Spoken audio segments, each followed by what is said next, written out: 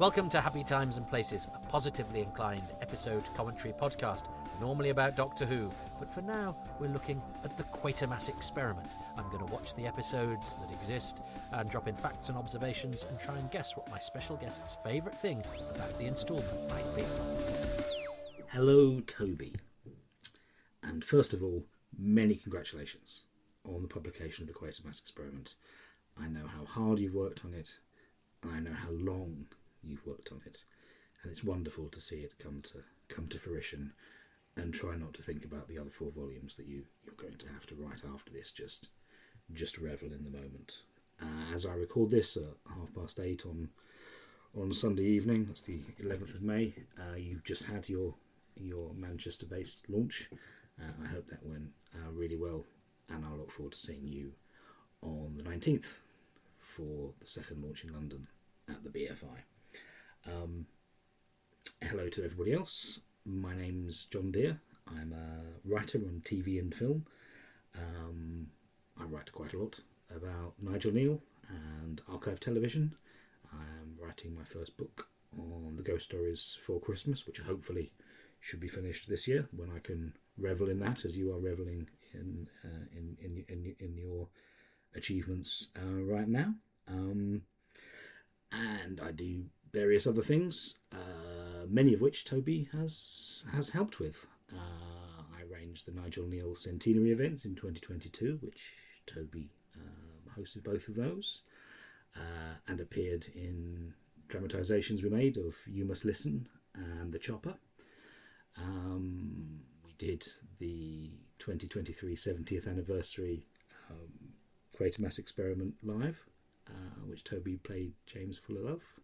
I narrated and produced, and thanks to Toby and Simon and other people, we got us on Newsnight, which was amazing. And I've also done the afterword, haven't I, for your Quatermass Experiment book. To say thank you. You've always been incredibly supportive on projects that I've worked on, and it's very much appreciated. I also do a couple of podcasts, one on Giallo and one on Nigel Kneale, BERGCast, the very first episode of which you were on, talking about the Quatermass Experiment. So with wonderful synchronicity, I'm on yours talking about the Quatermass Experiment. In this case, only one particular episode. This is the 3rd time I have been privileged to appear on Happy Times and Places, but I have still not had the first ever recording I did for you done yet. That particular avenue of pleasure has yet to be traversed. I think that was during lockdown, when the universe was less than half its present size. But we can consign that to a persons reported missing, which by a wonderful coincidence is the title of the second and final surviving episode of the Quatermass Experiment. So I will choose 5 things to make it as easy and as fair as possible. Those things will be things that are specific to this episode. So I won't just choose Reg Tate. I may choose Reg Tate doing something or saying something, but I won't choose an actor generally. I'll do things that are that pertain directly to persons reported missing. I won't do anything in bad faith, so I won't choose The Fly as much as I'd like to. No doubt you'll talk about that. So I look forward to watching this again. I'm sure you can, to quote Bill Hicks, plaster on a fake smile and plough through this shit one more time. And I'll see you on the other side to see how close you get, or indeed if how simpatico we are with your 5 favourite things and my 5 favourite things. 5 favourite things. It's too late. Sorry. Anyway, see you on the other side.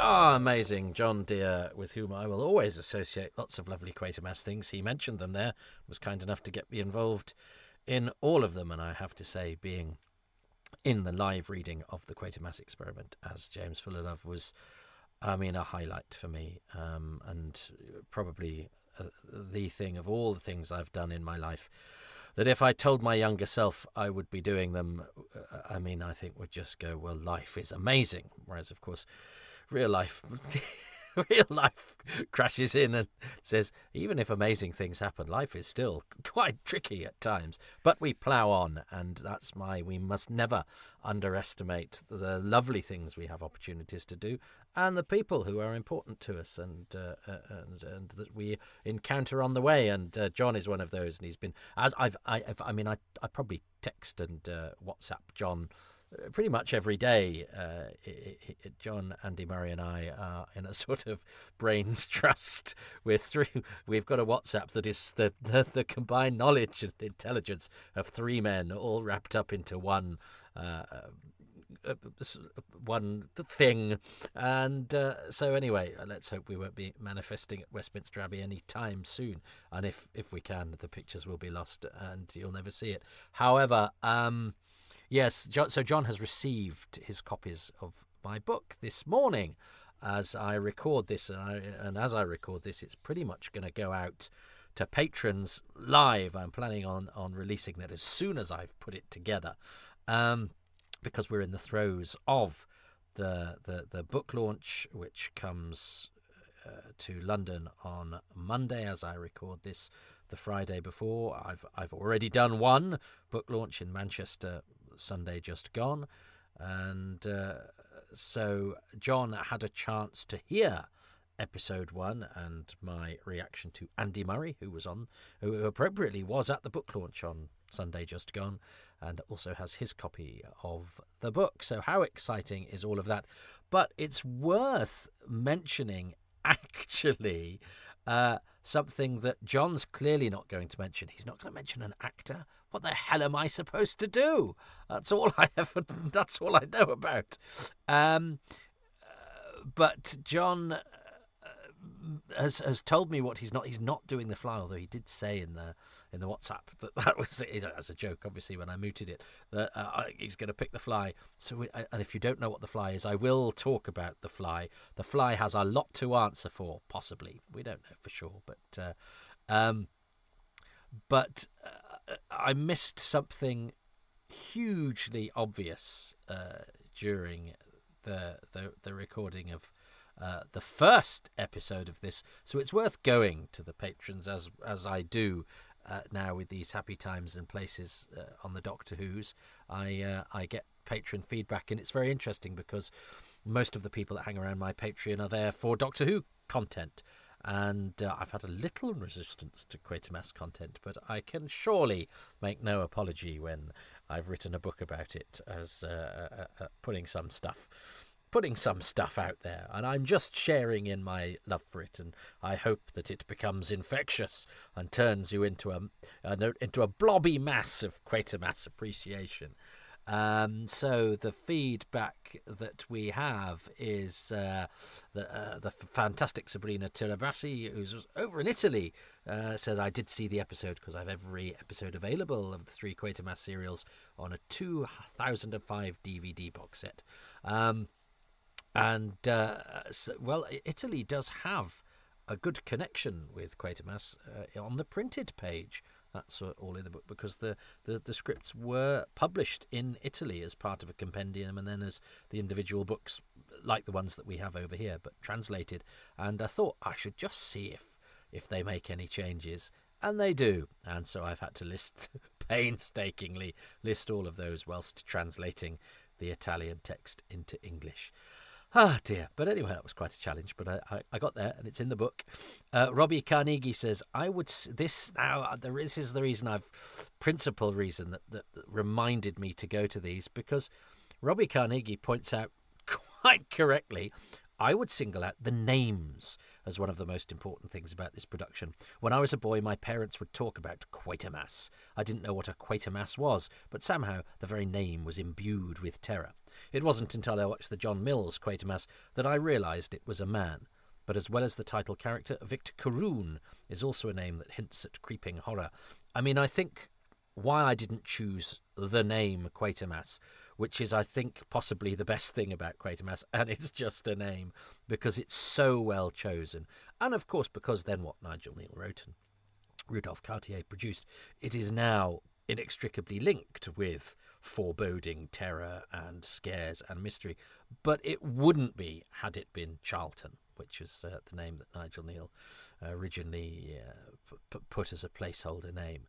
So, yeah, Quatermass. Why didn't I choose the name Quatermass? That would have been an obvious one. But Jon is obviously... it would be too late to choose it now, I think, anyway, for episode 2.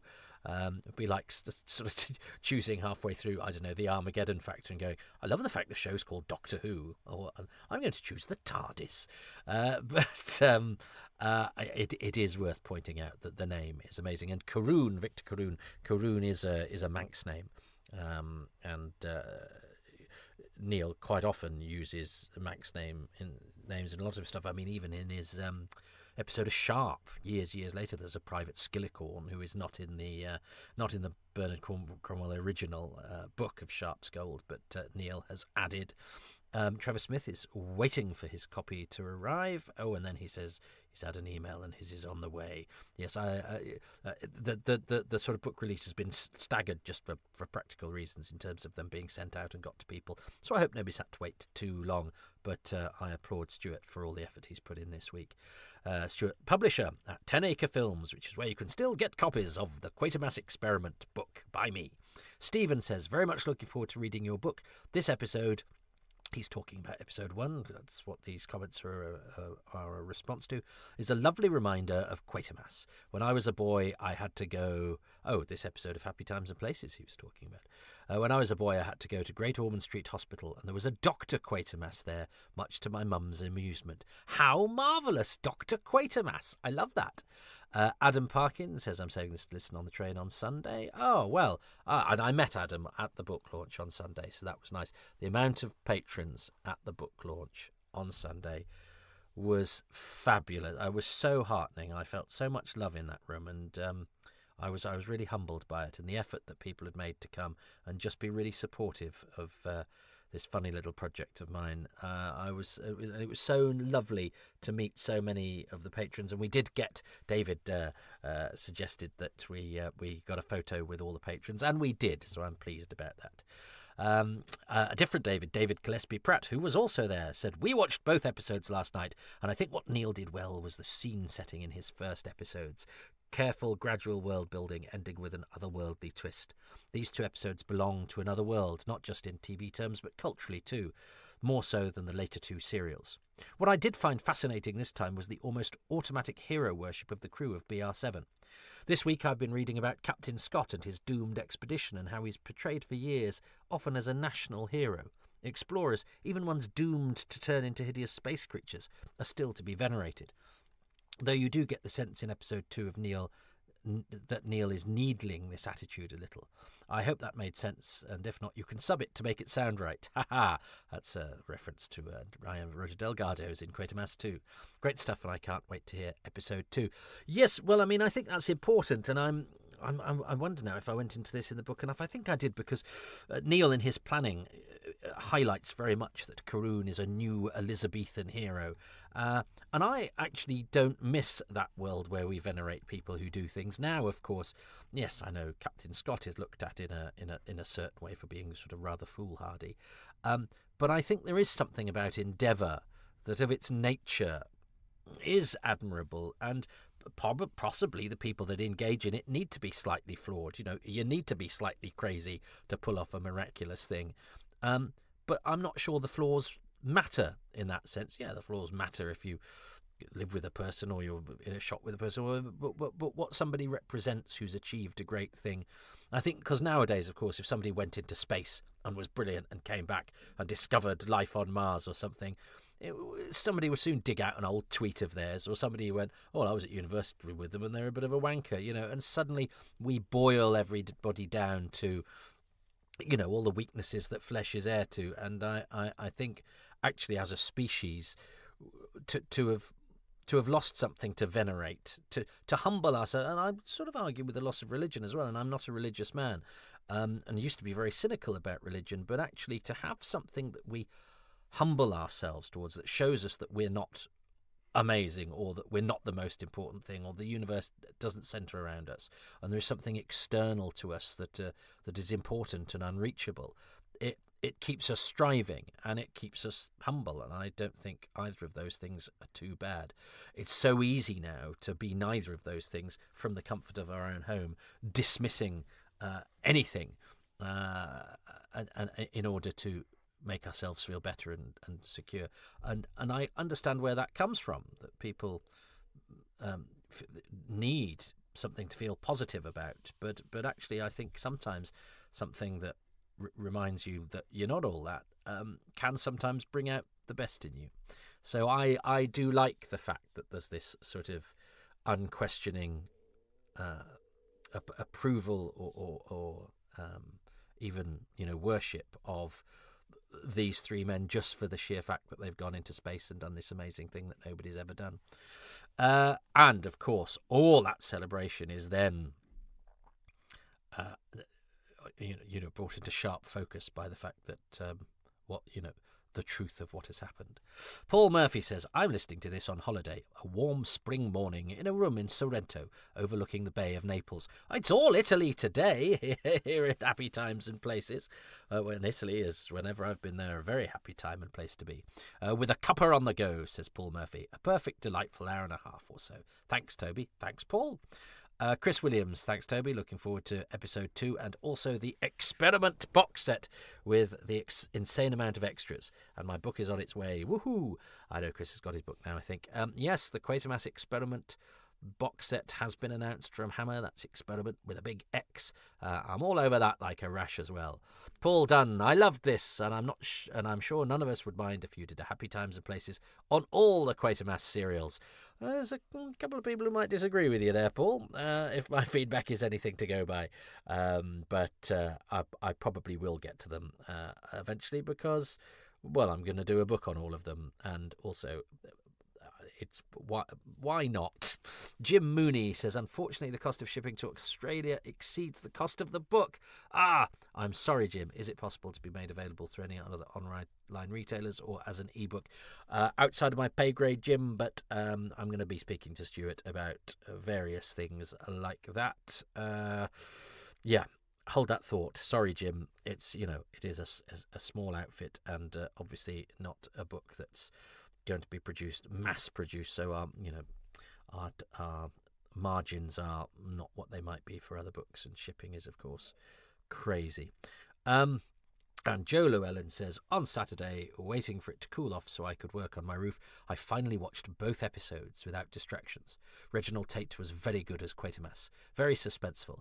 I cannot wait for my copy to take the 5,000-mile journey to my mailbox, because yes, Joe is not in Australia like Jim, but he is in the United States, so it's wending its way around. I hope it doesn't get lost for 57 hours or more.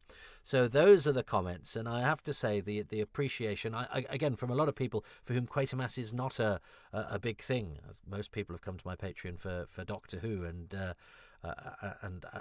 Quatermass has been slightly imposed upon them, but I hope that my enthusiasm for it and the fact that it is related to Doctor Who and has plenty of crossover means that you will get something for your indulgence. I'm grateful to you for being there, for listening. So I'm going to go in to the second and final existing part of the Quatermass Experiment, which has many magnificent things in it, and I've got to choose 5 of them. John has listened to the first episode, so he's kindly not going to repeat anything I chose for episode 1. So let's see what's on offer for episode 2, Persons Reported Missing, of the thriller in 6 parts by Nigel Kneale, transmitted live in July 1953. 1973, where did that come from? Known as the Quatermass Experiment. So, episode 2 comes in with Mars from the Planets playing, but it is finally playing at the correct speed. So this is the version of Mars better known to, well, anybody that knows Mars. Whether it was played at the wrong speed by mistake for episode 1 is anybody's guess, but they've clearly corrected it. Now, here is John Glenn who plays Dr. Briscoe. It's a blank screen for quite a long time, isn't there? And we have our first previously on, and this is hugely theatrical. It is basically a pan along the characters, with John Glenn giving a bit of what has previously happened on the Quatermass Experiment, and as each of the characters gets name checked, they sort of look towards the rocket, and that is I rather like it. I think it's sort of rather quaint and lovely, and it's artfully done by Rudolph Cartier, but not naturalistic at all. And the fact that they take a bow in episode 6 of the Quatermass Experiment, this serial that's renowned for being wholly televisual and showing what was possible to do with television, still got one foot in the theatre.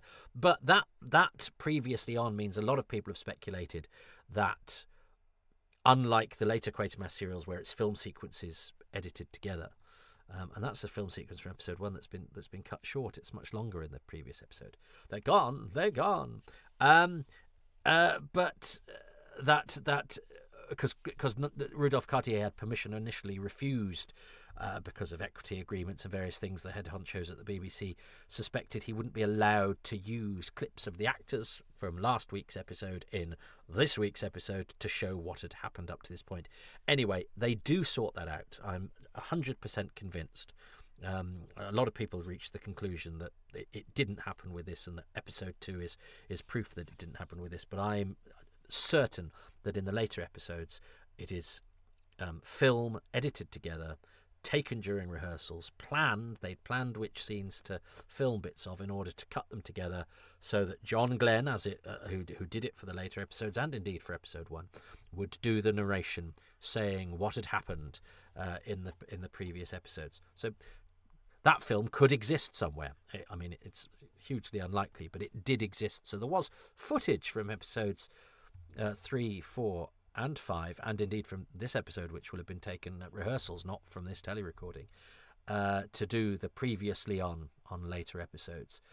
Now, these 2 ambulance men are not credited, but one of them is Sheldon Allen, who gets electrocuted and burnt to a crisp in Quatermass and the Pit. He's not in Quatermass 2, though, otherwise he would have been in all 3. He plays a couple of non-speaking parts in Quatermass and the Pit.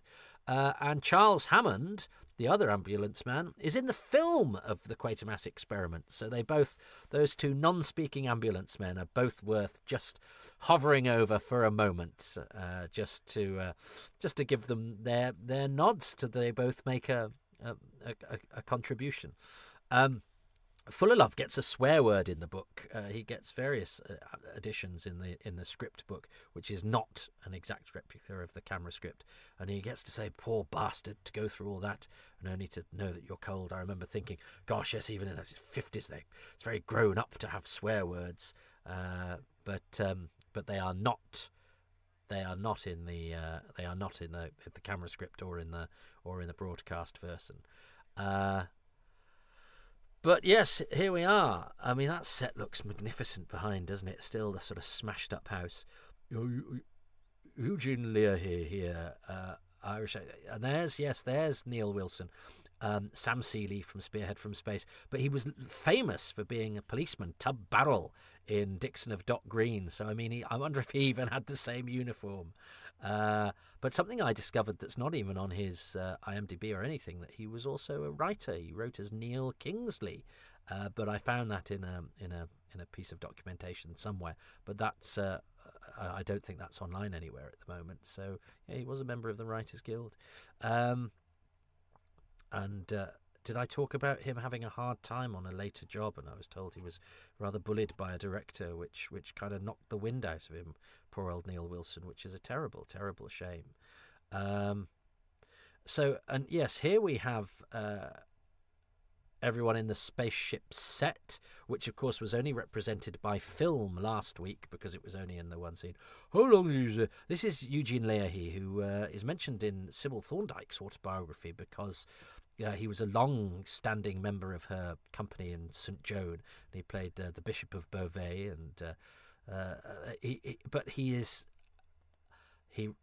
I like the way that Hugh Kelly, when the police inspector says, how do you do or something. He just sort of deadpans pleasure. That's not in the script. It's Hugh Kelly, who I think is so good as Patterson.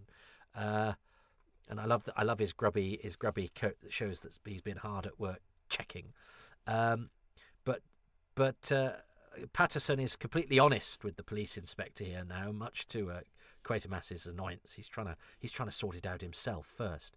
But Eugene Lear, his delivery is slightly sort of he's very sort of, I'm about 100 years old, but he is. Did I mention this last time? I did. I think I might have mentioned this in episode 1, but he's 70, which is too old to be a police inspector.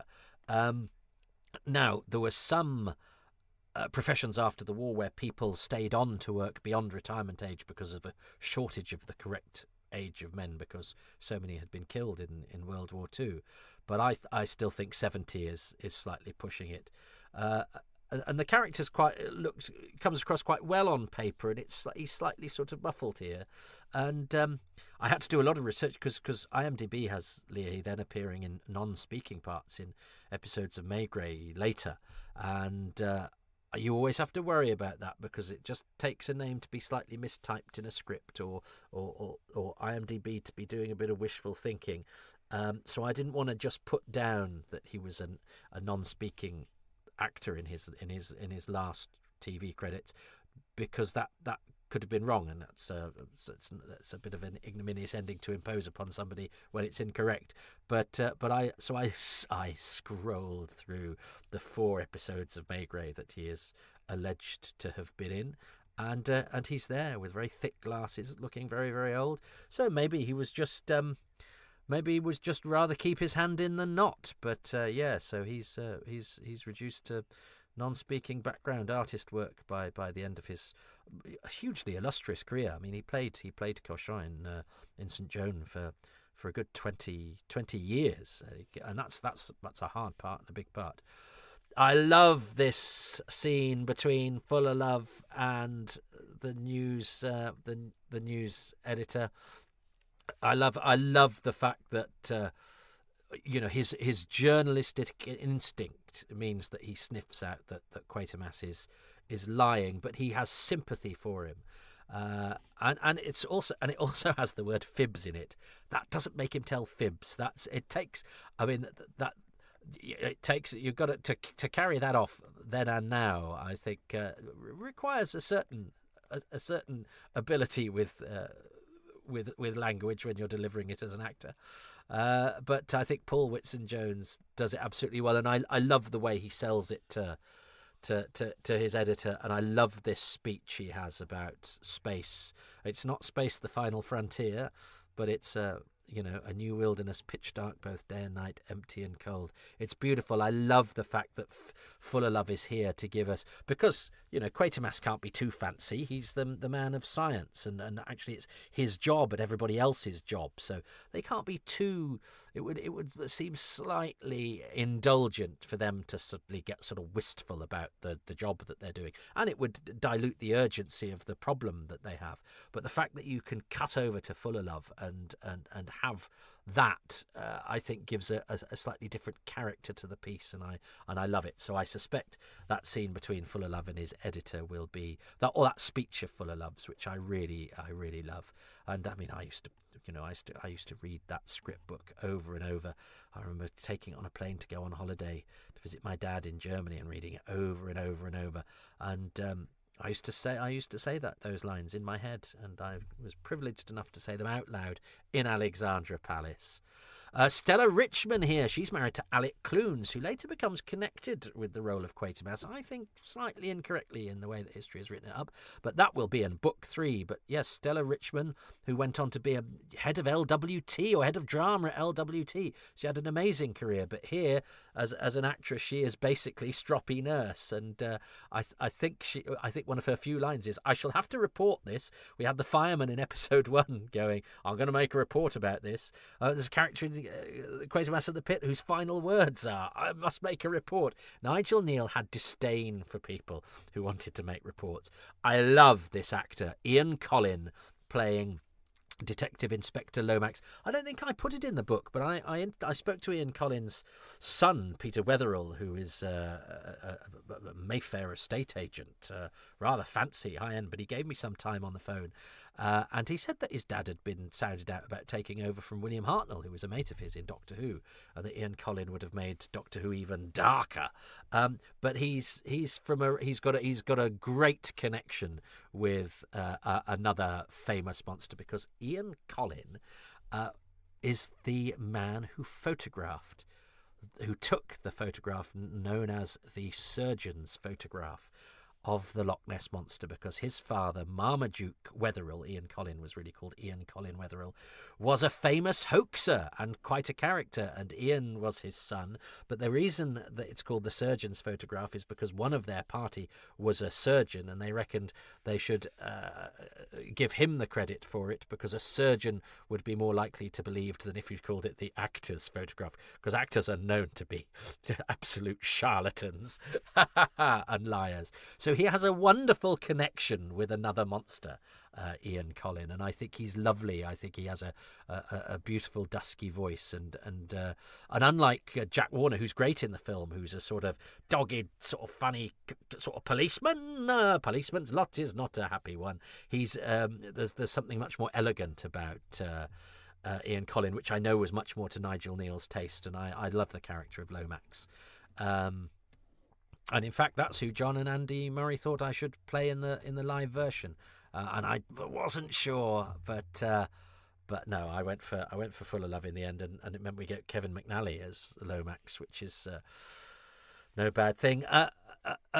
I remember watching this. He's got a line, hasn't he, where she starts crying and he says, "Don't stop," i.e., let it all out. But my mum, watching this, because I'd put it on and expect people to watch it, laughed because she thought he said, "Don't sob." No, he didn't say "Don't sob," Mum. He said "Don't stop," which is very sort of, proper British thing, saying you let it out. You don't have to be stoical all the time.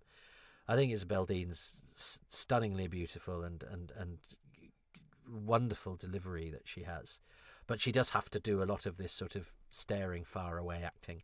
But she became a major TV star, and you can sort of see why. But I think female parts date much more than male roles in these sorts of programs.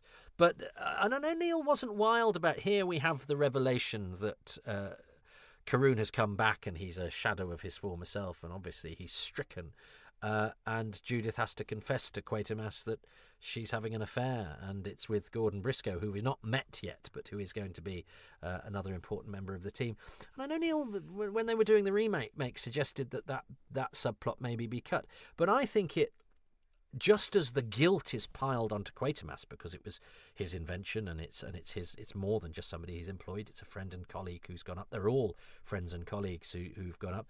To have it as Judith's husband adds pressure on her, of course, because that really helps those opening scenes in episode 1, that she's not just waiting for a colleague to come back, she's waiting for her husband.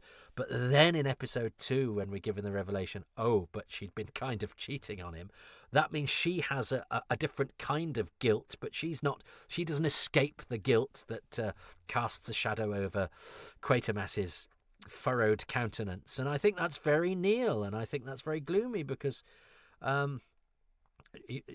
she was trying to, her and Gordon are both nice people, and we like them, and they're heroes for whom we root, but they aren't let off the hook in terms of feeling guilty. Sergeant Best has taken the fingerprints, which is nice because it leads us out of the previous scene, gives us a bit of a sense of urgency, and gives Quatermass an excuse to take Carroon under his wing. Suddenly he's not safe in the hospital, and the fact that Carroon, even when he's back, is not safe. There are various people that are interested in him. One, it gives us the impetus to take Carroon under Quatermass's care, which means we can have various scenes later on that are essential for the plot development. But it also propels Maurice Durant, interesting actor who's got one line, so you'll have to read about him in the book.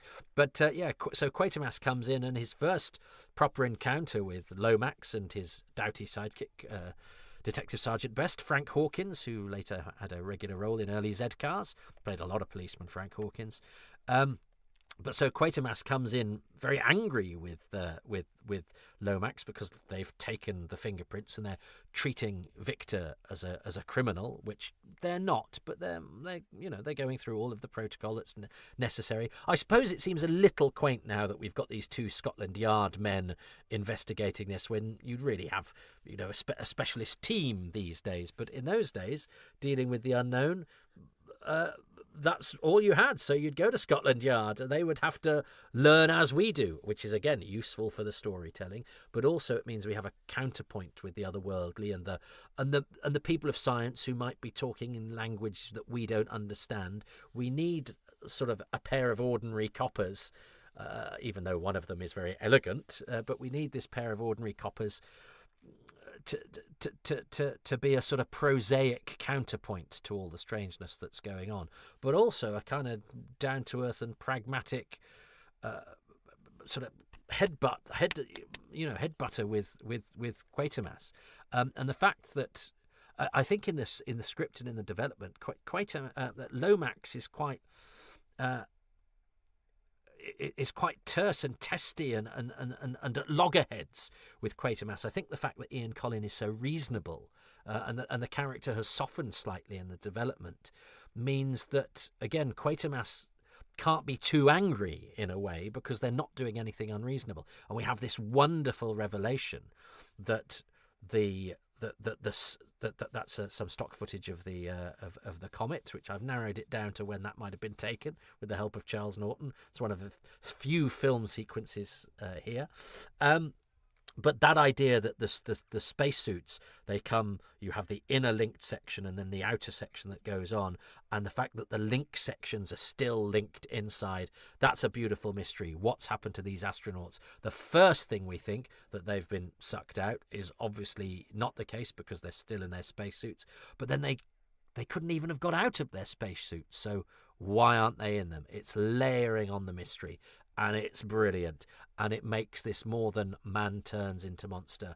And here we have a reference to, these two journalists played by Patrick Westwood and Dominic Lafoe are this sort of funny chorus.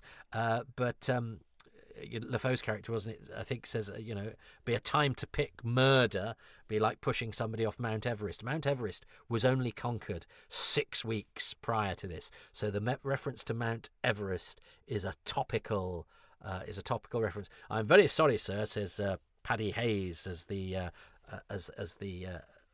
airport security guy, who had no lines in the original, so he gets no credit here. He was a non-speaking artist who gets a line late in the day, but too late to get a credit. But I'm sure he'll have been happy to ring his mum and say, "But I'm going to say something." He was an actor and a stunt man. The people leaving the plane are the same people who watched the crash site 10 minutes earlier. The same extras go round and around and around. And I think Paddy Russell is amongst their number two. So here we have Enid Lindsay, who's later in the Douglas Wilmer Sherlock Holmes, Mrs. Hudson, no less, as Louisa Green, wife of Charles Green, the character played by Peter Bathurst, who's the head of the mission, and John Glenn, whose voice we've heard as Dr. Gordon Briscoe. I love that exchange between Fulanov and Quatermass, because Quatermass has sort of said, I'm not going to help you, and he rather amusingly says, "Oh, I'm just here to watch the aeroplanes." I got a big laugh for that at Ali Pali, by the way. I was so pleased. And then, of course, at the end, and I love that pat he gives to the to his fellow reporter because he got the story. But then when Quatermass sort of and he lock eyes, he reassures the professor. He says, "I'm just here to watch the aeroplanes," i.e., I'm not going to be an awful journalist and repeat that woman's distress just to sell a few papers. It's a great moment between Quatermass and Fulanov, and it's a great piece of writing from Kneale. Now, the eagle-eyed amongst you will have noticed that a fly has landed on the monitor. He's slightly out of, I think he's in a darker space now, but he will pop up. He will keep popping up, the bastard. But I love this scene. This is a great piece of detective work from our sort of supporting factotum policeman, Detective Sergeant Best. He's there really just to sort of ask questions and do bits, but he gets his moment here where he spots we've established that he's an excellent fingerprint taker, and he spots that there's a characteristic of the fingerprints that he's taken that is not Karun's, doesn't match the folder with Karun's vital statistics in, but it does match a distinctive central pocket loop in the file of one of the other men.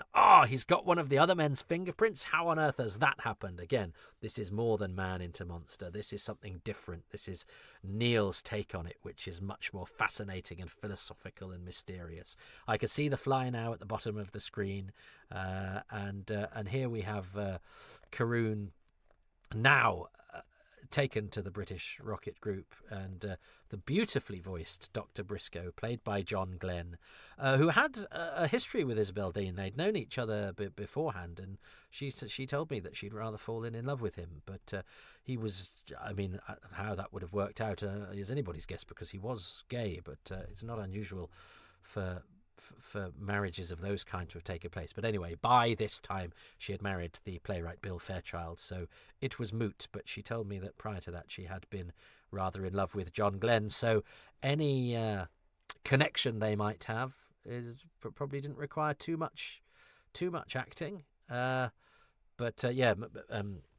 was ultimately, he partnered with another actor called David Enders, and they opened a restaurant together and became the chief hospitality wallers at the Chichester Festival Theatre. And he became rather celebrated as a restaurateur with his he and David's restaurant called Les Glands, which Les Glands it's a baby bird, isn't it? Anyway. Duncan Lamont does such a great job of doing this stricken acting, and I love this mysterious stock music that comes in. I've listed all of the music that features that they've hoiked from the BBC Grams library. Now, this speech is interesting that Quatermass has here, which he delivers to camera whilst the fly is on the right of screen, distracting us. But this speech is chopped out of the script book. It's a helpful speech for us to feel some sympathy to Quatermass. He is a man who has the scars of regret all over him, and we learn later in Quatermass 2 that his wife has probably died, but he has a daughter in Quatermass 2, but then in the Euston Quatermass we learn that she's died as well. But there he has that speech about 10 years ago I committed myself to land surveying in the tropics. At least then I would only have harmed myself.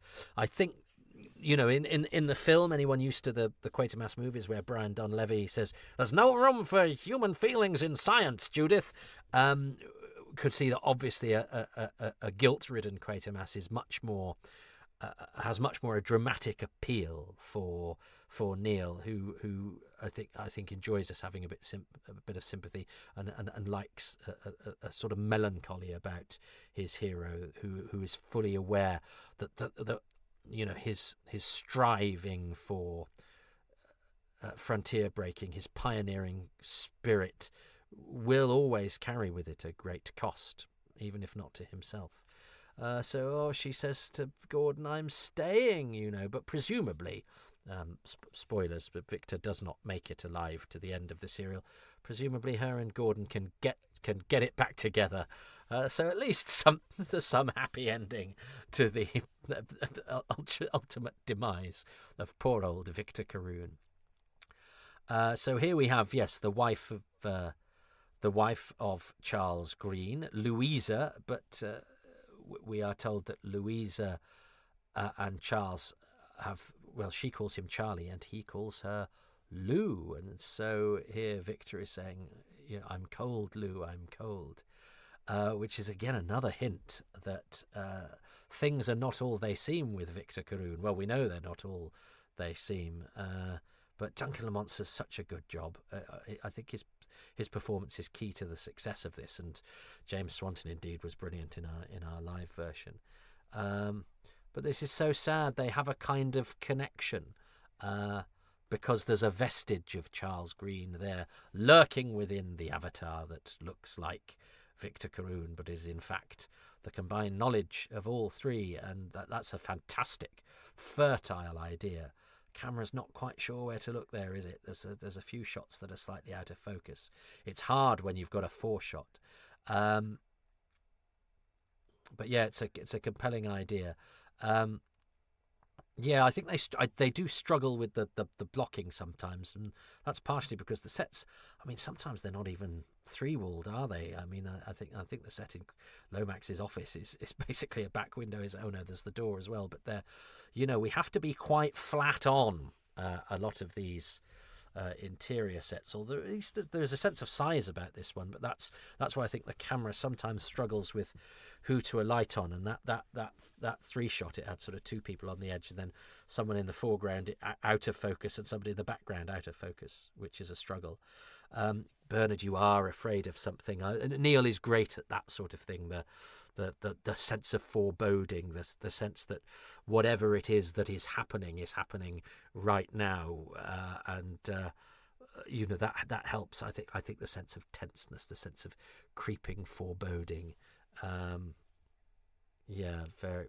There's a lovely speech that she has here about scientists not being absent-minded, but Charlie being meticulous. But it's largely there to give them a chance, to give Reginald Tate and John Glenn and Duncan Lamont a chance to get from the set that they were on to the set that they are at, because this is live television, and frequently you could not start a scene with the people who'd left the previous scene, because they had to get from one end of the studio to the other, or at least get set up for the next set, and also because you would only have at the beginning of the scene probably one camera and another getting ready, because you probably have 3 cameras. Now this caused me so many problems. This was probably filmed in the grounds of Alexandra Palace on I think the 3rd, maybe the 2nd or 3rd, I think the 3rd of July. And I was convinced these 2 men here were stock footage, but I wasn't sure. And 2 extras are listed for the filming at this time. So it could have been, did they? But I was like, no, because they're in banks of instrument. And the whole reason you would use stock footage is to give yourself banks of instruments that we do not have available to us. And anyway, eventually I did track down the stock footage, and those men are on it. And it's from some of the V2 testing that was going on in the late 40s, I think, early 50s. So anyway, it's listed in the book. I'll tell you exactly what the stock footage is from. But so we have this footage from these 3 men, and the actors, Christopher Rhodes, Peter Bathurst, and Duncan Lamont are listed in the filming, but Enid Lindsay isn't, and yet she's there. So I'd got these 2 extras, Peter McCart and Paddy Ward, and I wasn't sure what they were. And I think I've narrowed it down to probably what they were doing, which is something in episode 4. But they're on the paperwork there resolutely, and you go, well, I've got to go with the paperwork. But Enid Lindsay is not. It took me ages to work out what he was saying there, Reichenheim. He says, I hope it's on an island with lots of pretty girls. I think it's very key that Reichenheim, the German character, is good fun now, because we have German spoken later, and that's important. That bit where he speaks in German is very important. But Kneale's girlfriend, Judith Kerr, was German and had escaped from Germany, had escaped the Holocaust. So, but of course, a lot of German scientists were there helping us with our rockets. That was some of the sort of penance that they paid in the post-war situation. But he makes sure to paint Reichenheim as a really likeable character. We really do sort of miss not getting to know him, because he seems a lot of fun. And also because we're going to hear German shortly, and it is a sign that something is wrong. But that's playing so cleverly with all sorts of expectations, because German voices generally in entertainment of this time are the voices of the enemy.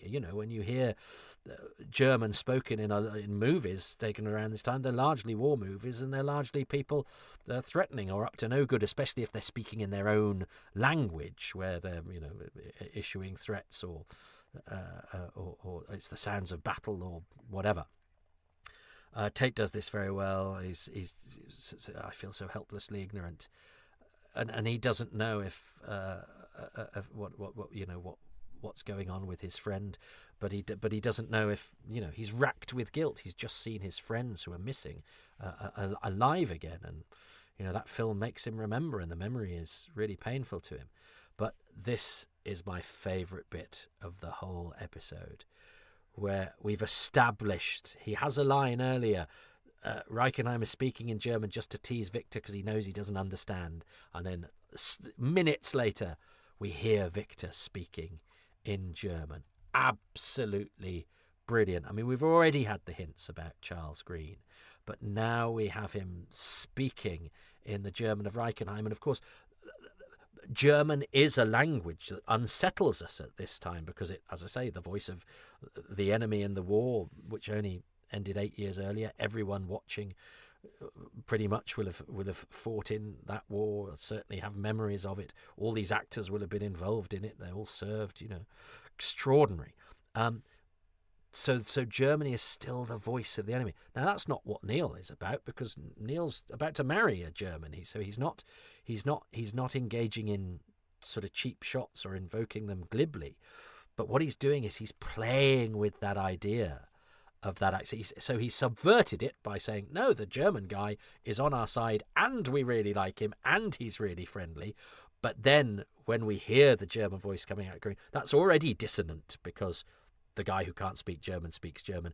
But it's playing with the fact that we've just got used to this language of the baddie being used for a goodie, and the fact that we're going, no, we're a bit more sophisticated.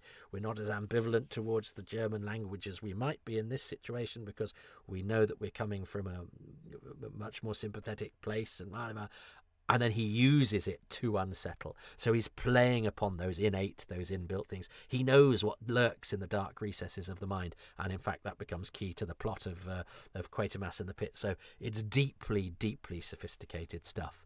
It's a shame that scene has to be interrupted by, I think, a slightly late Murray Watson, and everyone has to sort of stand slightly awkwardly. But that's the last we see of Murray Watson as well, who goes on to become a fantastic actor, incapable of a bad performance. But he's not the best thing about the Quatermass Experiment. But he was a lovely, lovely man. I had the pleasure of exchanging letters with him on several occasions, and I spoke to him on the phone a few times.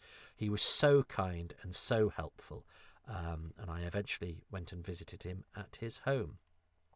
And what a pleasure that was. Why didn't I take a photograph of myself with Murray Watson? I don't know why I didn't do that at that time, but I didn't. Maybe I was going to come across as a professional. Bugger that now. And I love this scene. And look, we start on the scene of Patterson and Briscoe, because Quatermass and Lomax are making their way across the studio to be in place for now when the camera cuts to them. But they weren't there when the scene began. I love the way this scene is shot, but look at the way the focusing is.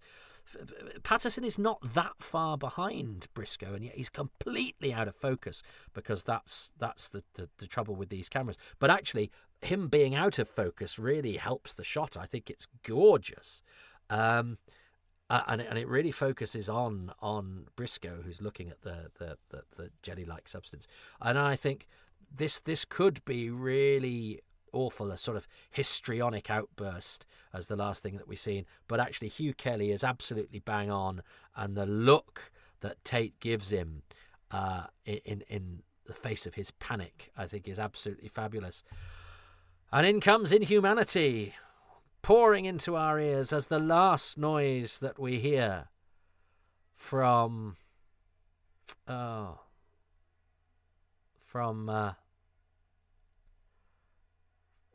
Quatermass Experiment. That's it. That's part 2 of the Quatermass Experiment. That's the end. Oh dear. Well, thanks the Quatermass Experiment. And yes, and now we have, and I think it's Sylvia Peters. There were 2, weren't there? Mary Malcolm and Sylvia Peters. I'm pretty sure this is, or am I sure it's Mary Malcolm? I can't remember. Whichever one it is, I'm absolutely sure of it, and have now forgotten which one I decided I was absolutely sure it was. But you can see the next episode of the Quatermass Experiment next Saturday evening at 8:45. And Mary Malcolm, who the Wire is based on Doctor Who's The Idiot's Lantern, does appear as herself. Well, her voice appears in episode 5 and episode 6. So there's a bit of verisimilitude where the BBC Ali Pali announcer plays herself in the Quatermass Experiment itself. So anyway, I've got to choose my 5 favourite things. Well, my first one is easy, and I've got a feeling Jon knows that this is my favourite scene because we've done talks and we've presented the episodes a couple of times. The scene where Karun starts speaking in German. I think it absolutely sums up the sort of sense of menace. I think it's a brilliantly Nigel Kneale idea. I went into detail during the episode of how I think it does clever things with our perception and sort of the innate prejudices is the wrong word, but instincts that the audience might have when hearing that language. But what Kneale has already done to turn that on its head by creating a benign and even very, very likeable and funny figure out of the German character, whose presence also, points us to the time we are in, and it's a happy coincidence that he can use that real life in those real life situation, that real life situation, and those incidents to play to his strengths, because he can get the proper German from his wife, who can say exactly how it should be phrased and all of that.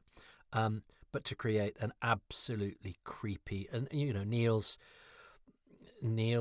brilliant melding of the familiar with the unfamiliar, and that's it in its essence. Victor Karun is familiar to everybody there, and in fact Ludwig Reichenheim is familiar to everybody there, and we've met and established these characters, but then to have one of them speaking the words of the other, that's the best Doctor Who menaces are kids in a gas mask, crack in the wall, murderous telephone flex, taking things, giant maggots, taking things from real life, putting them in situations that we're not used to seeing them in, which has the familiar, therefore, in the unfamiliar, and then making it creepy. That's so much more effective than almost anything else in terms of scares and spooks and menace that aren't about shocks and jolts or viscera. And I just think it's beautiful, and it's really well done. Duncan Lamont does it well. I think all 3 actors that carry that scene off really well, and the timing of the music as well when it comes in, when he starts speaking in German. It's just brilliant. I think it's the best scene of them all in the whole of what exists of the Quatermass Experiment. So definitely that is number 1. Number 2 has got to be, I love Fuller Love's speech about what's space being pitch dark both day and night. I know I've already chosen, I think, Fuller Love, haven't I? But I really like the character, and so if I choose his speech, although then again I do also like the bit where he tells Quatermass, "I'm just here to watch the aeroplanes." So hold that thought, because that's 2 Fuller Love things, and we're going to have both of them. So what else can I choose? Let's see if there are other things I can choose to see if I get 1 or 2 Fuller Loves in my selection. Would 2 be too many? Would that seem like I've got a bit of a man crush on a character that I played? That is a bit of a worry, isn't it? No, because the reason I wanted to play him was because I loved him, and he's not in the film. He's such a good character, so he gets. So let's choose some of the other bits. I love the cliffhanger, and I think it's particularly strong that Hugh Kelly doesn't make Patterson histrionic, and because the actor actually never does a telly after this. I'd worried before I saw it. He's not an actor we know, so he might be very bad, and it could be a weakness because it's that sort of role, and actually he's great, and it's a wonderful cliffhanger, and because it's the last that we have of the Quatermass Experiment as well. I think those final flickering images with the panic face of one character and the stoical but foreboding the face of Quatermass, our hero, full of foreboding, I think is a wonderful contrast, and it's just a great bit of sci-fi. What went on in here? What did it do to them? cracking, and the you know, the feeling of loss that we have as those images fade into nothing. So the cliffhanger. I'm trying to think, because Jon's very good on sort of what lines mean things and what references there are to other things. So, you know, the comet jet is important because the comet jet was emblematic of new frontiers that were being crossed. You know, you could fly to the other side of the world. So the fact it's in Australia has historical precedent. I think I discussed that in episode 1. And apologies for anything I've repeated from episode 1, but I did it a week or so ago, and sadly my brain is atrophying. And I've been a busy man. A lot's happened. But yes, so you know, Australian testing of V2 rockets was what was going on. So it's a plausible setting, but also it means that we can invoke the comet, which is part of this brave new world of technology that Quatermass is exploiting in order to, you know, do his experiment. And the comet actually was short-lived and a false dawn too.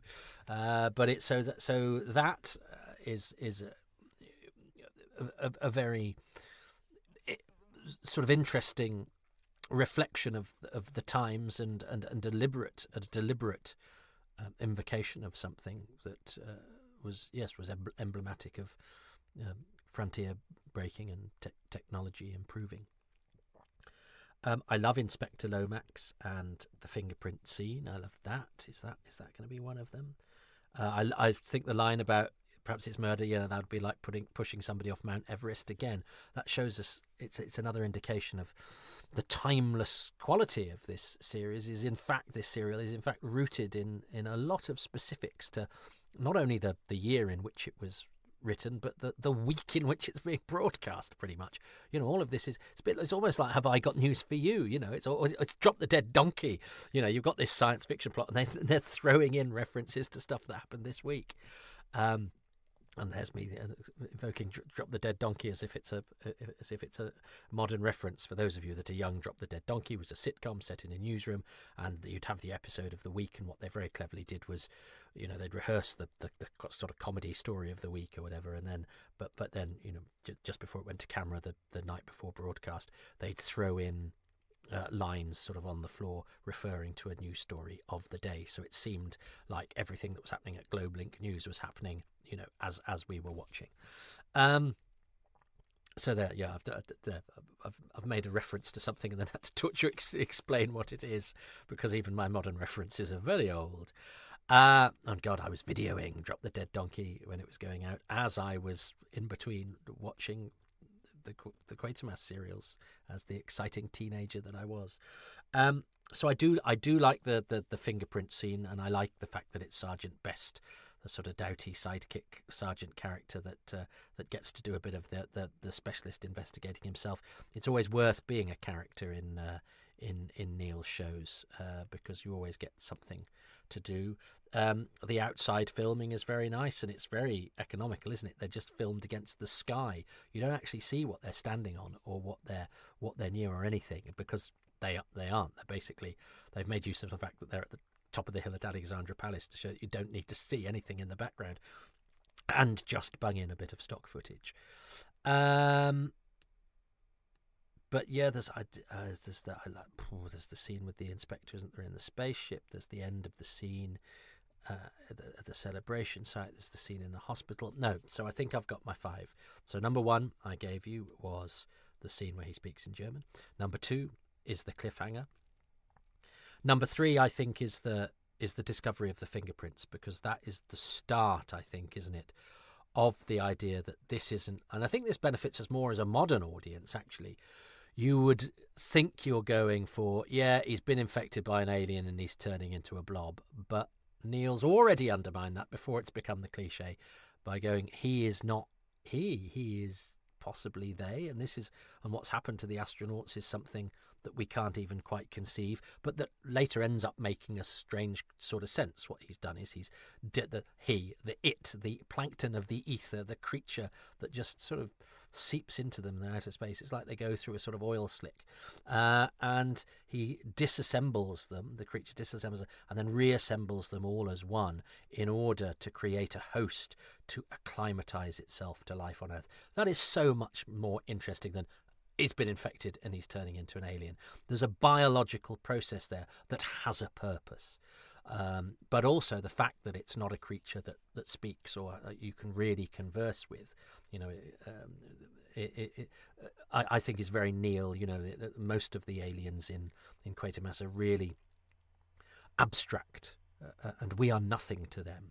And I think that's really compelling. That's more interesting than the Doctor Who thing of what I think Gareth Roberts' father described, was it Gary Gillett's father described as squabbling rubber, which I think it's Gary Gillett's, isn't it? And that can sometimes be a painful problem with science fiction, where people have to have conversations with aliens, because if you make their dialogue too colloquial, it's just like, well, they just seem like a man off the street. But if you make them all Shakespearean, it can be a bit pompous. I fucking hate gold aliens in cloaks who speak boringly, and Kneale generally tries to avoid that and goes, no, we can't converse with them.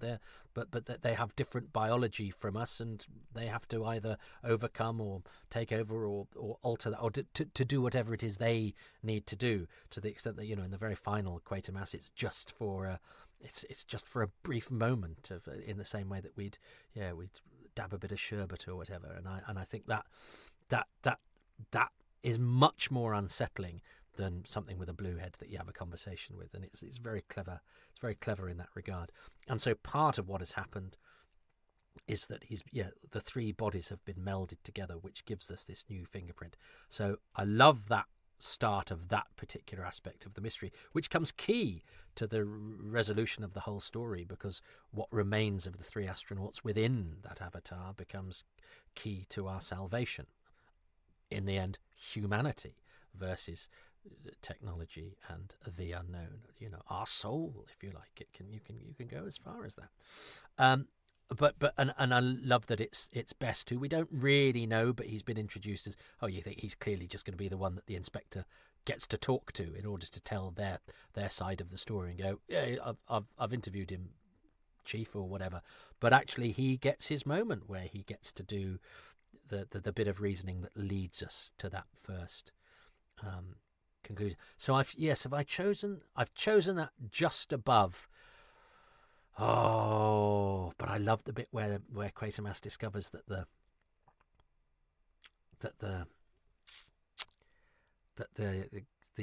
outfits are still linked inside, and the look on Reginald Tate's face, and the fact that he slightly, as Best says, that shook him, and the fact that Lomax is so reasonable in light of that. Yeah, I'm going to choose that instead of the fingerprint. I love the fingerprint, but I'm going to choose that because we have various hints that it's all three men, but that's the start of what the hell has happened to these bodies. They didn't get out of these, and it's a great moment for Quatermass. It's a great moment to show that Lomax is not actually intransigent and unsympathetic, but these men are slightly working at cross purposes, and that's partially due to Quatermass putting his defences up, and it turns out he's wrong. Lomax is on his side, and so that's really good characterisation, because everybody's got a decent reason for being how they're being, but they're still at loggerheads, but without either of them being an arsehole, and I think that's really effective. I love the character of Lomax. So yes, no, I'm going to go for the scene where, and the look on Tate's face is brilliant when he puts his hand in and sees that and it's a great use of that thing that we've established about the suits being linked inside, and it suddenly becomes this thing of great terror.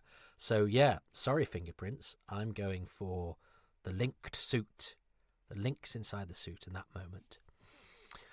Then I'm going to go for I'm just here to watch the aeroplanes, because I think it's a great line at the beginning to show full of love, just being light and cheerful to Quatermass, but then it comes back later as something that shows that he's actually deep and decent and kind, and it's a brilliant moment, and I love it. It's it's a bit of sort of unspoken camaraderie of the sort that's the sort of thing I go for. I'm not good at things where people cry or say they love each other, and I'm not really bothered about that, but a kind of unspoken, sort of slightly male Bond thing where you sort of say a thing without actually saying it, and you have a moment of understanding. That's what gets me the collywobbles, because it's unspoken. Because saying things is hard. So yes, I love that moment. It's just a really nice, deft piece of writing as well, that where the same line serves two different purposes, really, at the beginning and at the end of the scene, and it helps to establish that Fuller Love is different from his sort of gossipy colleagues, and that he and Quatermass have a potential bond.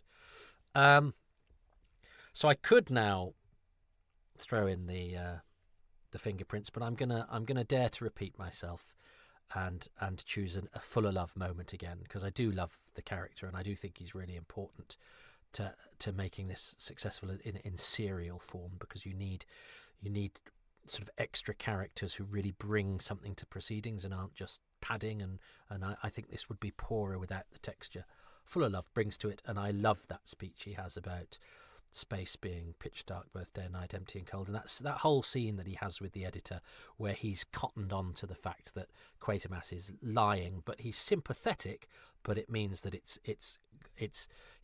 the journalist has the scent, and I think it again, that works on a number of levels, in terms of the commentary, in terms of the texture of the piece, in terms of the role that Fuller Love plays, and in terms of Kneale's approach, his kindness towards his characters and the kindness exhibited by his characters when they, and their intuition, which makes us warm to them.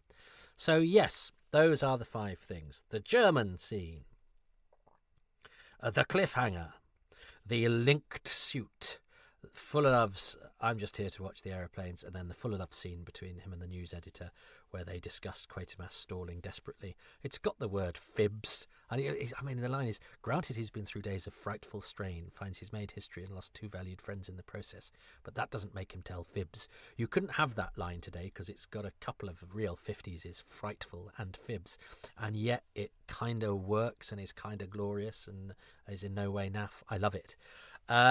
So those are my 5 things. What has Jon Dear, producer of the Quatermass Experiment Live, writer on Nigel Kneale, co-host and founder of the BERGCast podcast. If you've enjoyed this, there is plenty of Quatermass goodness in podcast form over at BERGCast, where John and various cohorts, his latest co-host is Andy Murray, but there's loads of people on, including me, in an early edition, go all through the Quatermass oeuvre and into other Nigel Kneale stuff. And in fact, the latest episode, as I record this, is an interview with none other than Brian Cox.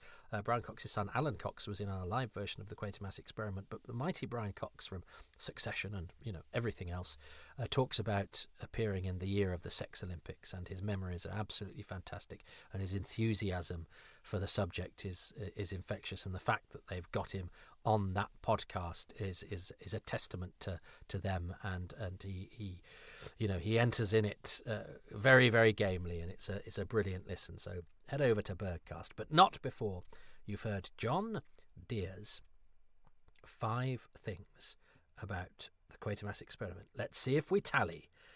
They're peculiar to this episode. The cruel fate of having the in-vision continuity announcer tell us when we can watch the next episode of the Quatermass Experiment, but we can't. That always gets me. That always annoys me. It always fills me with hope, even though beyond time travel, I know I can't ever see that episode.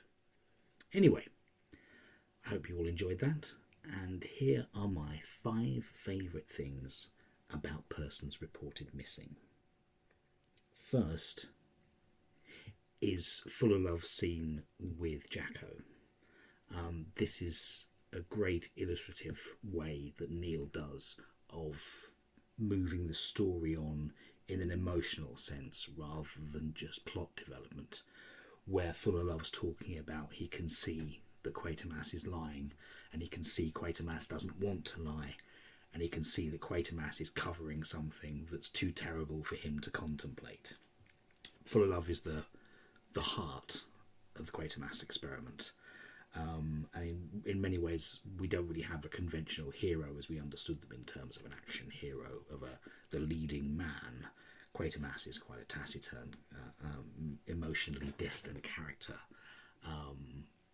So Full of Love takes a lot of the emotional journey that people want to go on as to why they should care, and both with the scene, mainly with the scene with Jacko, but it also continues later on to scene with Quatermass at the airport. And it's a great example, both of Kneale having the nous to have a different character, and in many ways, a different strand of the plot to make the viewer understand why they should care emotionally, at the same time that the meat is being served by the predominant plot of Quatermass and what's happening to Karun, and the very subtle, almost underplayed nature of Paul Whitson-Jones, which, given if you know Paul Whitson-Jones's at least Doctor Who career, isn't something necessarily you think of when you think of him as well. But I think that's both delightfully done, an important hook in the story, and a good example of what Kneale brings as a dramatist. That's my first favourite thing. And I think John very cleverly got two of my favourite things in his one favourite thing, and I think it's partially because I chose Full of Love in episode 1 as well, didn't I? So I think I wanted to nail down specifics, and as a result I nailed down 2 specifics, which used up 2 of my choices. So that was bad gameplay from me, but it doesn't matter. I don't mind saying I love James Full of Love twice in one episode, because I do love both of those scenes, and for slightly different reasons, although John did it was very clever in the way that he sort of rolled them into one having the same sort of purpose. But and I'm glad he chose he specified the bit about Full of Love knowing that Quatermass was lying and being sympathetic about it, because I do think that is a really nice and deft character touch, because he could have just been the journalist on a mission who goes, I wasn't born yesterday, I know he was lying, god damn it, Jacko, I'm on the case, slug of whiskey, I don't play by no rules. But instead he's a much more interesting character than that. But that's put me at a disadvantage, because although I get 1 point, I've essentially got 1 point out of 2 choices, which doesn't help me in the game. But the game is not the thing really in this. It's more the approach to the game, the final result. Well, it's the taking part. It's not the winning. Let's see what John's second choice is. My second favourite thing is Quatermass saying, nearly 30 years ago, I nearly decided to give it all up and do land surveying in the tropics. That at least would have harmed only myself. That's a killingly funny line from the most morose character that's supposed to be the main character. Cheer up, mate. The idea that he sees anything through this absolute hangdog lens of negativity, and he's like, obviously he's been stressed for the reasons we know. Both the rocket's late, now a disaster has happened, but from the moment we've seen him, he's just been depressed. And then to think I should have given this up, and in 1923, when I had the chance to, instead of what I am now, which is presumably the most eminent rocket scientist in the UK, if not even the world, could have just been land surveying the tropics, but also the feeling that it would have ended in disaster. But because it's just him, only he would have been affected by it. I find that really funny. The idea of I wish I'd done this. I wish my part of life had taken a different path. Mind you, that would have been a disaster as well. Is just a wonderfully British way of dealing with it. The worst thing now is I've involved other people. I'm not sure in a way that was the plot, but it's a beautiful piece. I think of characterization. Again, going back to my first point, a very different type, a very British type of hero for this this thriller. And when you either as you know it as a science fiction serial or a thriller for television in 6 parts, it's interesting to have this deeply flawed character as your lead, as your hope, and as we know later, he will come through. But I think that's a lovely little piece of morose characterization, and it makes me laugh. It's funny. It doesn't make me laugh, although I do like it. Does now that John has put it like that. I've always liked it as I think in my head I was going to choose that, and then I forgot about it, even though I did talk about it during the episode. I should have chosen that instead of one of the Full of Love things, because I do think it's a key moment, especially as it's absent, as I say, from the script book. But it's a key moment. I've used it in clips. I used it in something I did for Radio 4 Extra, and in fact I've used it in the video that heralds the book launch, to show that Quatermass is not the Quatermass of Brian Donlevy in the films, but that Kneale's character is a troubled, a tortured soul. He embodies the big issue with scientific breakthroughs, and that they come with a cost, and that big difficulty that a moral character must wrestle with, in that when you take a risk, you don't just risk yourself, and that progress is bought on. Progress instigates change, but change is not always. All the changes our bodies go through are not painless. They are painful processes. More metamorphose, as we see with Victor Carroon, comes at a cost. But so scientific progress, you break barriers, don't you? But break means you break things. And Quatermass is always painfully aware of this, and I like the fact that he's a slightly melancholy hero. That appeals to me, and but he is, the way that John characterizes it, he is a bit like Eeyore, isn't he? Yeah, he sort of go, oh well, yeah, I could have. See, well, if I hadn't done the rocket group in 1950, no one would have died. In 1951, no one died. 1952, no one died. 1953, there was the bit with the rocket. In 1955, there was that bit with the moon project. In 1958, 59, there was that bit with the hole in Knightsbridge. But yeah, he's sort of. If I had done land surveying in the tropics, I'd have probably burnt down the rainforest myself. He does seem resigned to the fact that wherever he goes, he's going to leave dust and despair in his wake. But Tate does it very well, and as I say, it's an important window into the soul of the character, which shows that all the science fiction shenanigans aren't just about being earth-shattering, because sometimes we can get, we are then distanced from that. If the world being destroyed, it's spectacular and it's exciting.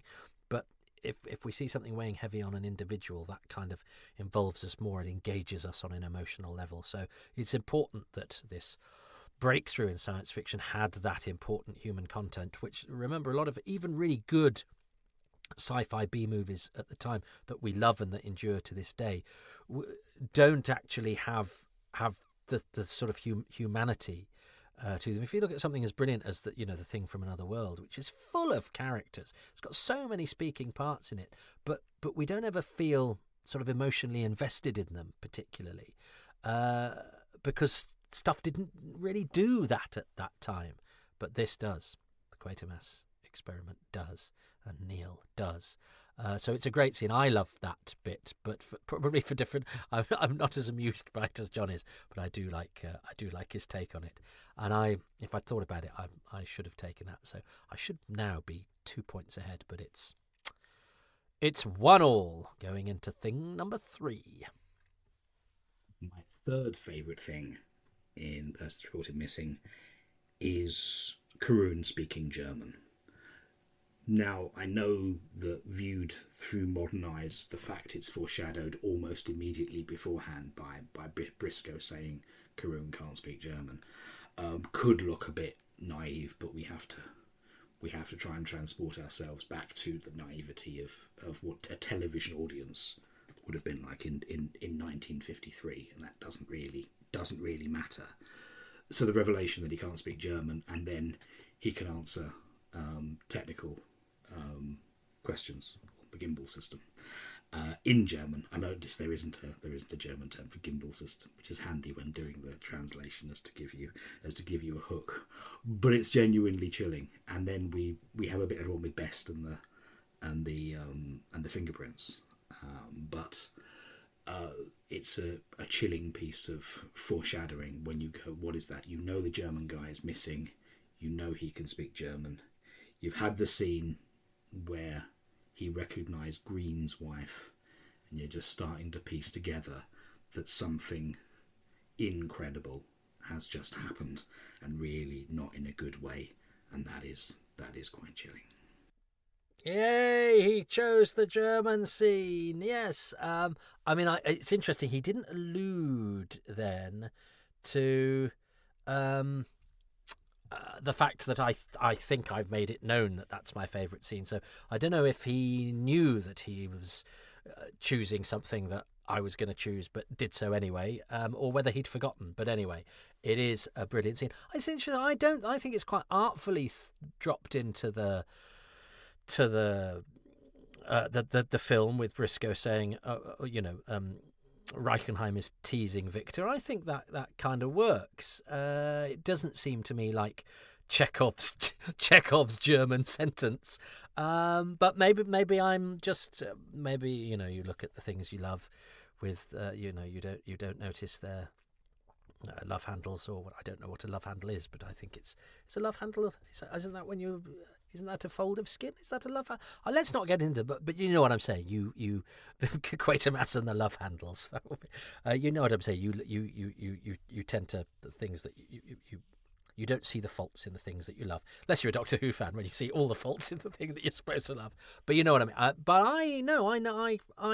I'm gonna now. John's very good at he's very good at business and stuff, and if you say something that he disagrees with, he's very good, because he's got the art of negotiation about him, and he'll say, yeah, I just want to push back on you with that, and it's lovely when somebody says, because you go, oh, okay, you're disagreeing with me, but you're doing it very politely, which has made me stop getting defensive, and it means you have an interesting conversation. It's very clever.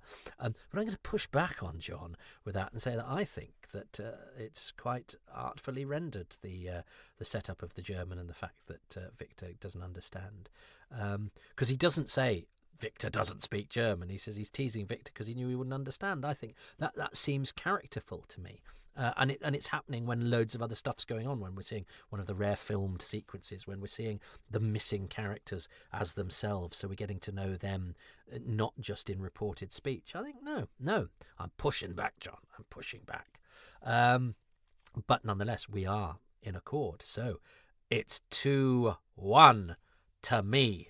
Let's see what John chooses for number 4. My fourth favourite thing, which again is connected to the previous one only in the sense of it, we have to take into account how the audience would have perceived things at the time, is the fact that, as in many ways we're watching as we understand it, a science fiction series. At the time, it's a thriller. It's mass audience event television, but nevertheless, it involves people at the forefront of an alien invasion,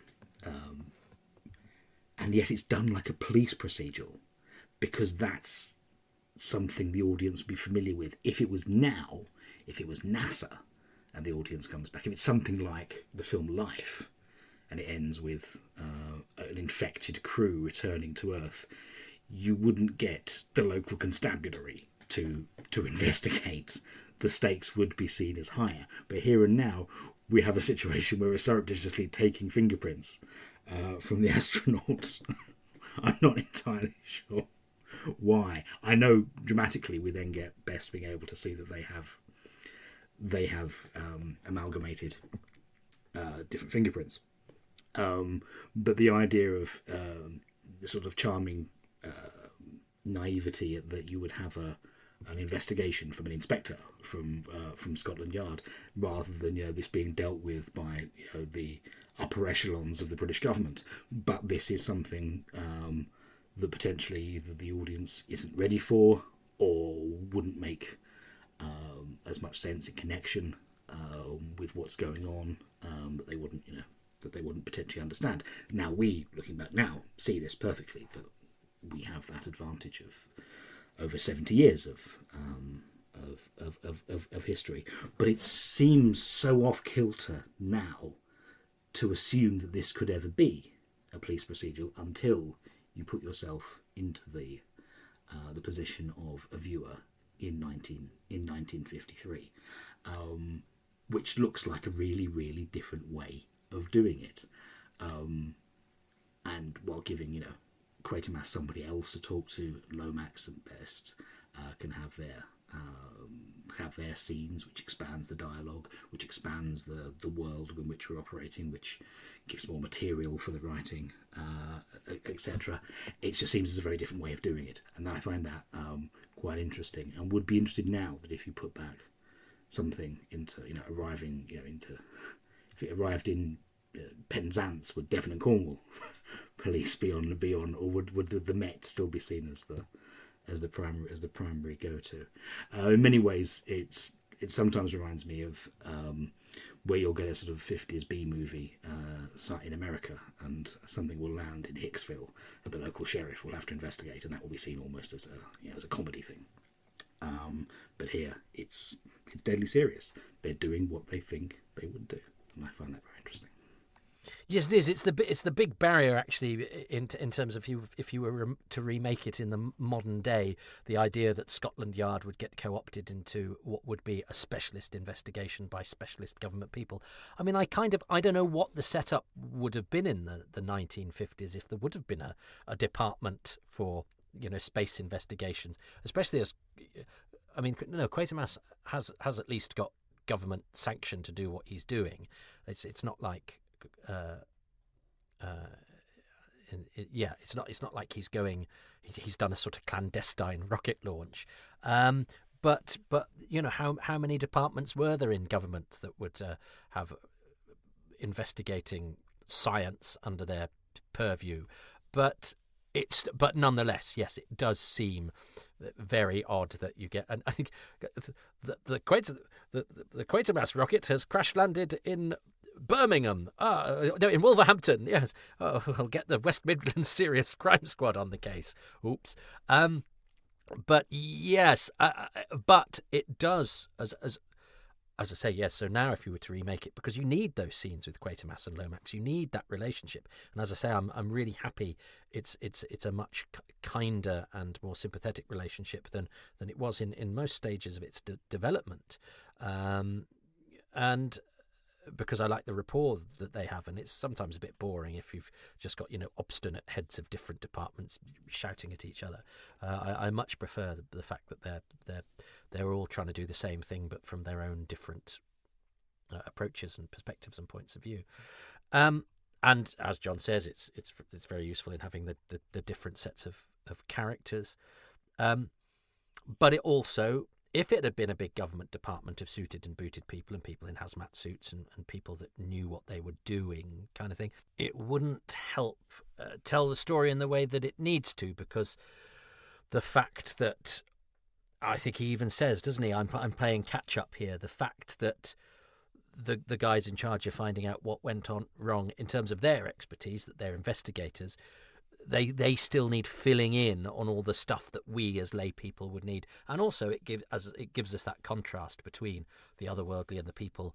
Otherwise it's conversations between everybody who knows what's going on, and we feel slightly excluded. So the policemen are kind of way in, and they are.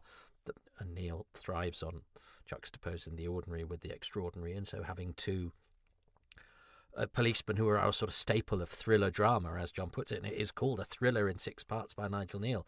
It's it has the thriller template as its storytelling.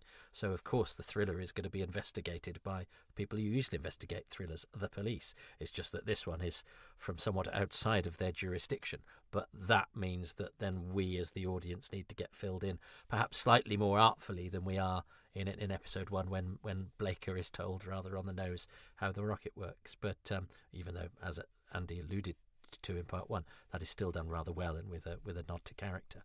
So yeah, good. I mean, I love the characters of Best and Lomax. They get some great business and interactions later on, but I didn't really choose that. So it's 2-2 going into the final thing. So if John chooses the same as something I've chosen, the odds are slightly unlikely now, I think.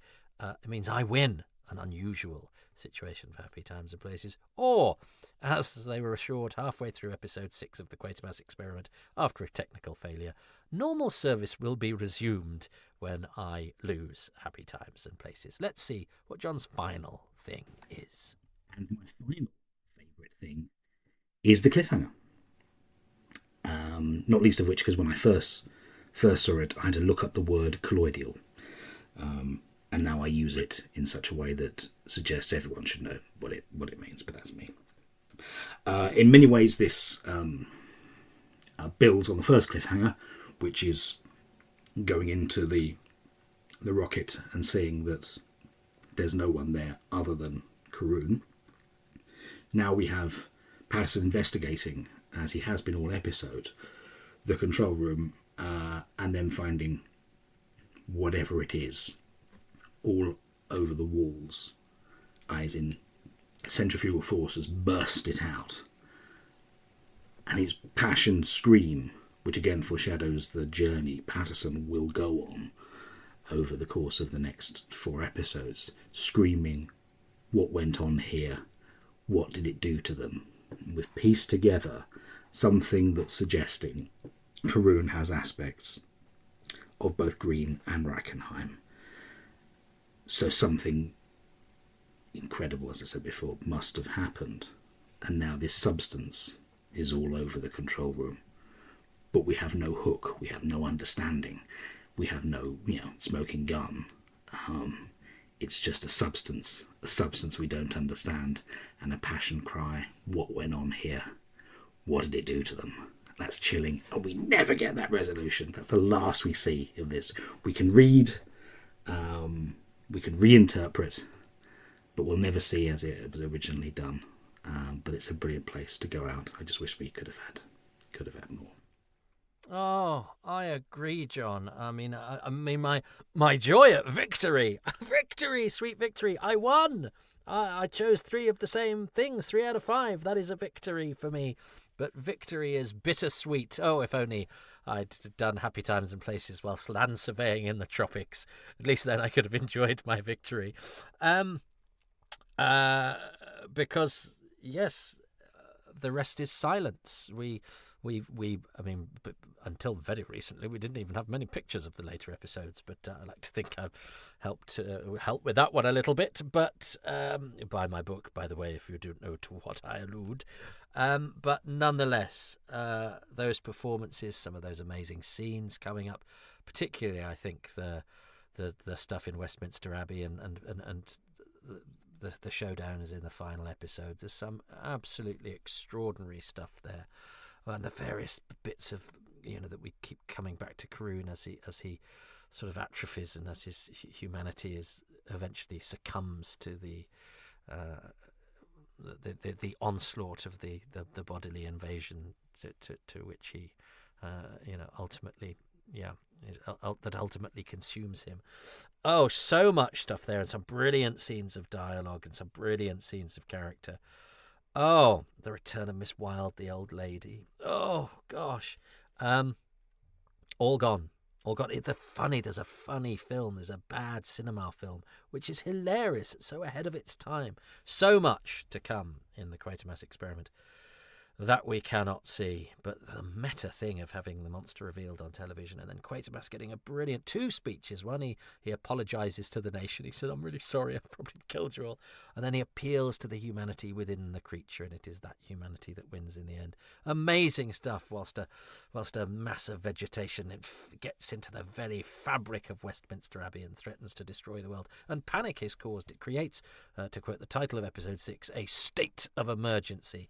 Oh, all that, and you've got Wilfrid Bramble as a drunk. You've got Karun escaping after being kidnapped by gangsters. You've got all sorts of. You've got the desiccation and destruction of a load of birds out on St James's Park. Oh, sorry, that was me getting a text message from Katie Manning. I was going to say nothing. I thought, damn it, I'm going to say that. Sorry. So, yes, how sad, but he's right. The cliffhanger is brilliant, and I think Hugh Kelly does it well. And colloidal that's a liquid in which other bits of particles are in, doesn't it? It's a sort of little particles suspended in a liquid or in a substance, something like that.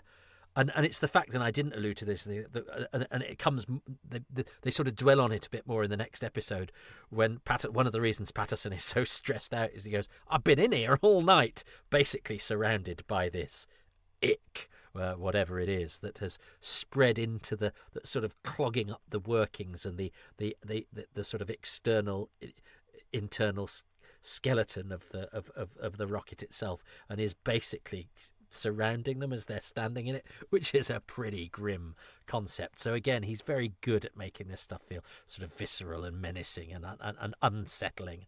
It's glorious stuff. I so wish we could see the rest of it, but we never will. We never will. They flickered once, those images. I mean, 21 years before I was born, those images flickered for the last time. Those words were spoken for the last time. Those actors congregated together for the last time, for the one and only occasion they were going to perform each episode of that serial that is now flying out into space somewhere, but never to return. We can't pick up those pictures. So thank you for joining me for the Quatermass Experiment. There is a bit more left on Jon's audio file, so let's see what else he has to say. But maybe he's plugging his podcast, I do hope so, because it's marvellous, but he will put it in better words than I. So one more word from Jon Dear, and then I'll be back to say cheerio. So those are my 5 favourite things. I'm interested to hear what yours are, and if indeed you won. I think that would be quite appropriate for something that's celebrating your book. I won't plug anything because I think that's particularly appropriate on something that's about essentially a big plug for your book, and as it should be. Oh, safe to say that we'll both be on the Blu-ray of Hammer's The Quatermass Experiment, which comes out in June, doesn't it? So I'm sure we'll look forward to seeing that when it does. Thank you very much for having me on, Toby. It's always a pleasure. Thank you once again for being always so supportive on anything I've worked on with you. It's always been a pleasure, and I look forward to seeing you on Monday week, which will be the 19th of May, which I'm sure will be a very happy time and place. Speak to you soon. Bye-bye. Thanks, Jon. I'm very fond of Jon, and he's been very, very helpful. And yes, I mean, as I say, I probably speak to and or text Jon every day because we like the same things and we get on and we have fun.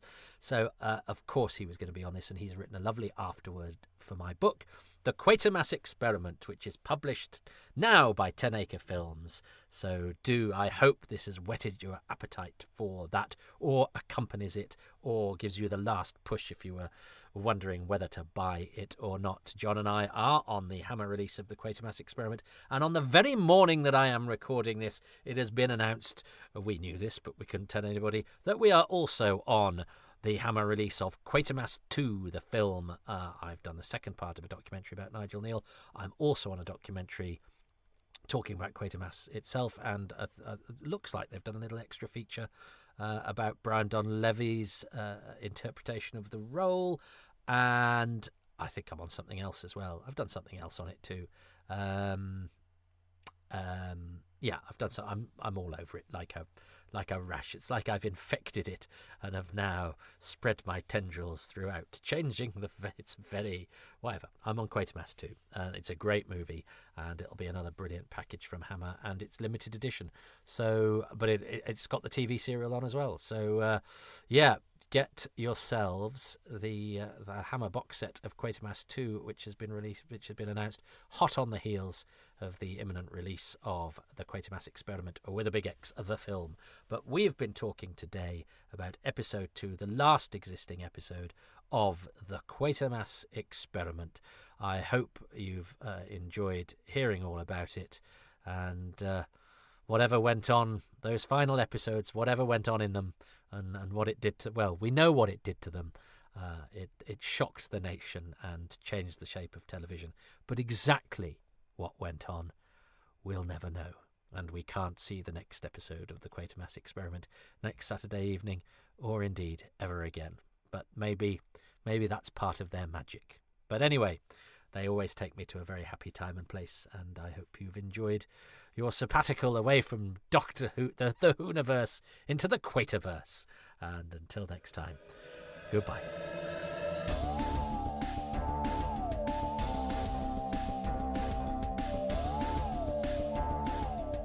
Thanks very much for listening to Happy Times and Places, which is presented by me, Toby Haydock, and my special guest, Jon Dear, who presents the BERGCast podcast, which is about Quatermass and all things Nigel Kneale. Check that out. I'm grateful to Jon and to the patrons who make these podcasts possible, and they include Ruben Herfindahl, Stephen Moffat, Peter Burns, James Curray-Smith, Peter Harness, Ronald Hayden, Rob Leonard, Christopher Meredith, Gavin McLean, Richard Straw, Neil Tate, Nick Tedston, Tim Arding, Nigel Bromley, Paul Cook, Richard Chalk, Peter Chamberlain, Grant Davidson, Jon Dear, Chris Dunford-Kelk, Paul Dunn, El Pandras, Susie Ferguson, Jason Gorman, Siobhan Galichon, Paul Harris, Chris Hyam, Ian Key, Ashley Knight, and Joe Llewellyn. The music is by Dave Gates, the artwork by Dylan Patterson.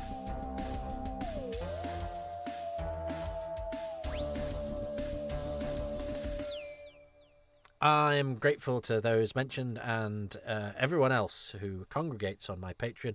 A number of them turned up, a number of you turned up on Sunday last to support the book launch, and it was really nice to meet everybody, and it was lovely that we managed to get that photograph.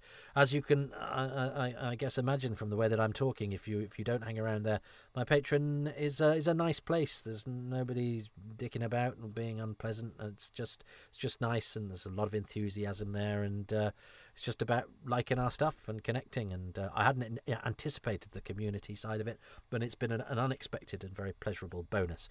And that's at patreon.com/Toby Haydock, where for as little as £3 per month you get access to bonus materials, you get early access to all the podcasts, you get behind the scenes stuff, you get all sorts of little bits and bobs, and a little bit of indefinable magic too. That's at patreon.com/Toby Haydock. You can also support these by going to kofi.com/Toby Haydock and occasionally throwing a few quid my way if that's the way that you like to subsidise. What are we? Self-employed creatives? Is that what we call ourselves these days? But you don't have to do anything financial if you can't or don't want to. That's absolutely fine. Just listening to these is support enough. However, if you want to do something that costs you nothing but a little bit of your time, you could go to anywhere online that you get your podcasts, wherever you consume this content, that you can give these 5 stars and a couple of lines of review and like and subscribe and do all that sort of stuff that just helps to make other people aware of these broadcasts. That is really helpful, because one doesn't ever like to think one is shouting into the void.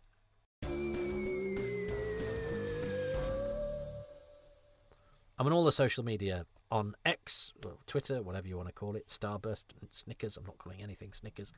At Toby Haydock and at Haydock Podcasts, specifically for these podcasts. I've also got onto Blue Sky, just basically whoring myself around in every single corner of cyberspace, including Instagram at toby.haydock. I've got a YouTube channel. If you like and subscribe there, that really, really does help. And I have my own website, and I also have a Facebook page as well. So just come and find me.